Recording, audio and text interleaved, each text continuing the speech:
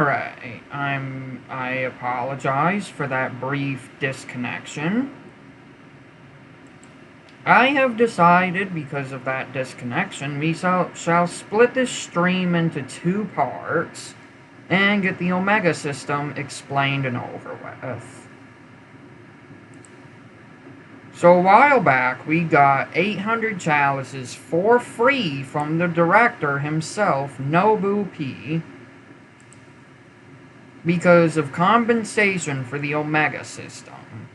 Now, it is confirmed that anyone who logs in between that give out period, which is correct me if I'm wrong, the 24th of last month to the end of the year this year, and that those chalices, once the availability goes, they will be made available some other time. Now, in this second half, I do want to give my personal opinions on who to Omega. Now, this is not based on any tier list or anything.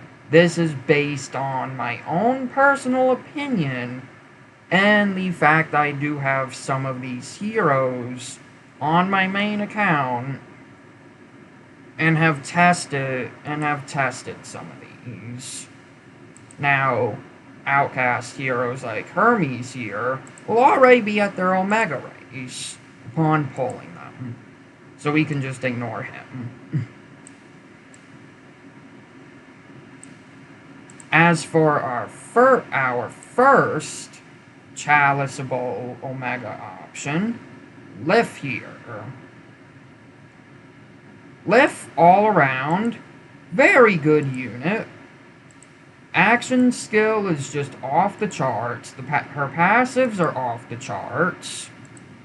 Just all around a very good unit. And a very good one to Omega. Lif should definitely be at least a very high priority on your Who to Omega list.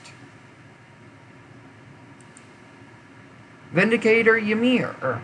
I would say he is a decent option, given how, upon his release a year or two ago, he was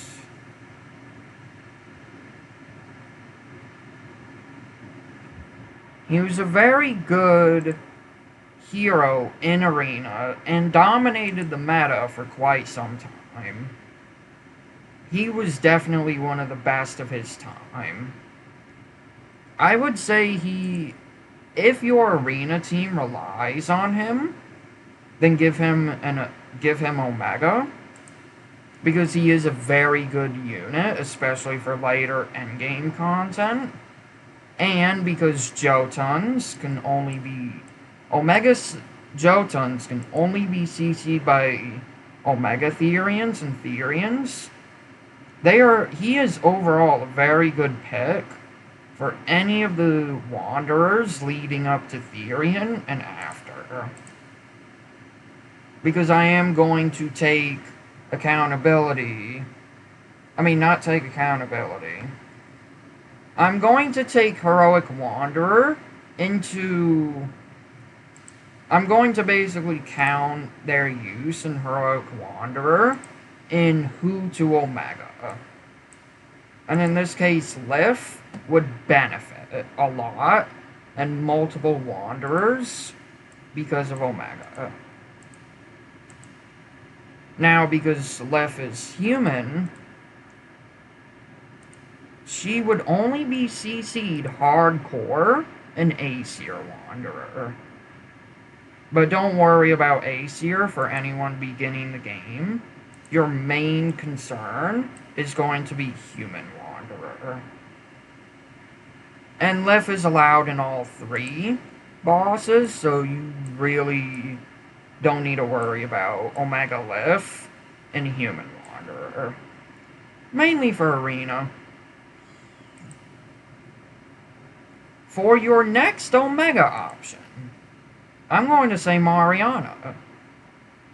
Ever since her release a few months ago, and when I pulled for her and got 2 copies, ever since Mariana's release, she has been an absolute powerhouse.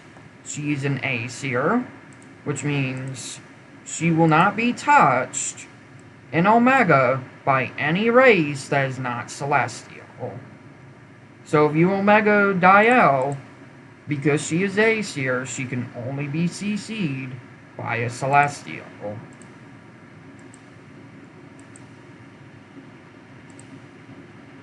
Which, Celestial Wanderer is a very long time away for anyone.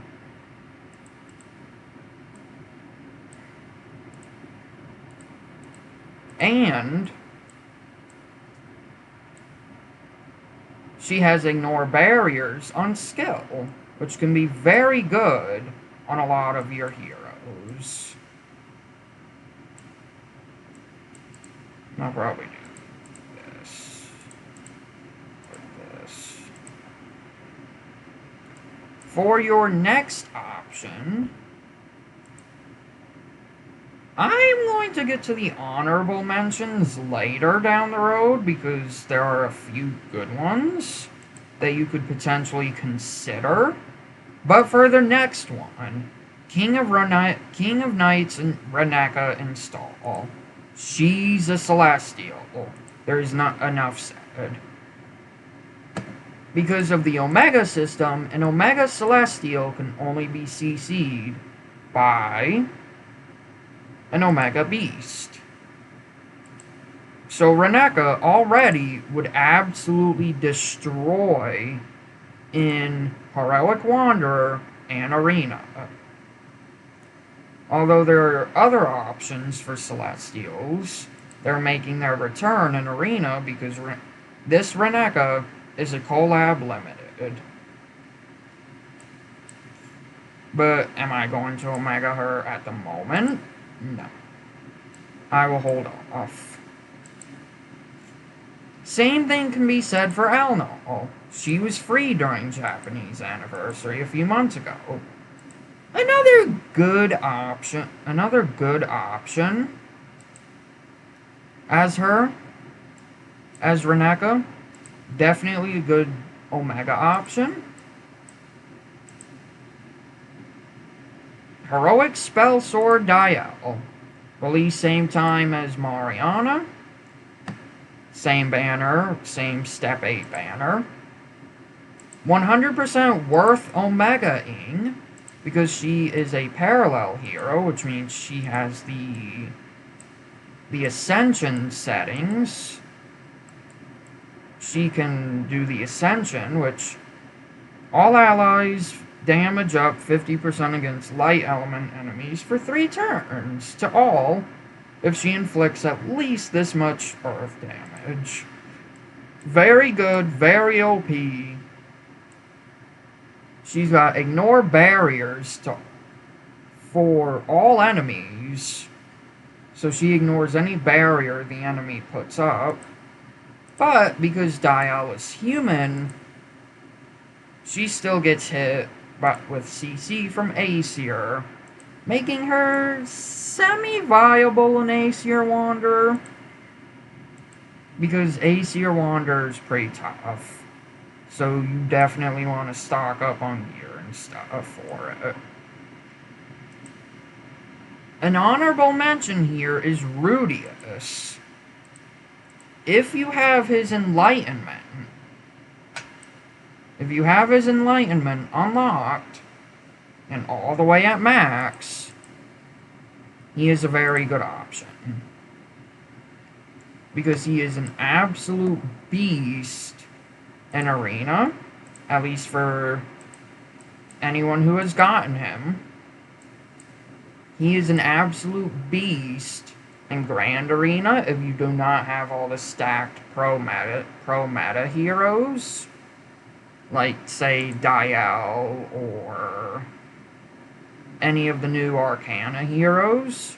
Definitely worth going over. Definitely a good Omega option. Another honorable mention is Hanas. She's very good. She's got Stack Up, Solidarity, and a bunch of other goodies for all allies. A bunch of CC for all enemies, like Flame Chain. Very good effect. She's got Embolden and everything else.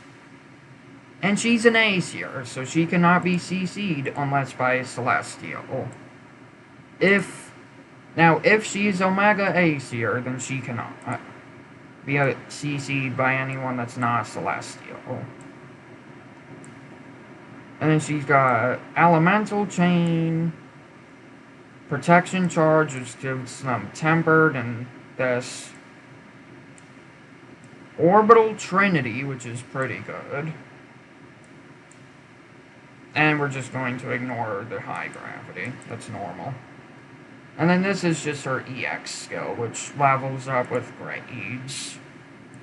Which I'm pretty sure I explained. I did explain this system in my Magical Girl pulling video, where their passives level up with grade, rather than level 5 being automatically available at base purple for everyone. Now, Outcast heroes. These heroes come as Omega at base. As you can tell from their design, they are based on tarot cards. I do not have the list with me, but Hermes is, I'm 90% sure he is based on the Lover's card. We're going to ignore that breakdown. And this can be confirmed by their specialty passive, which this is the Lovers, so he is based on that. Arcana Chain.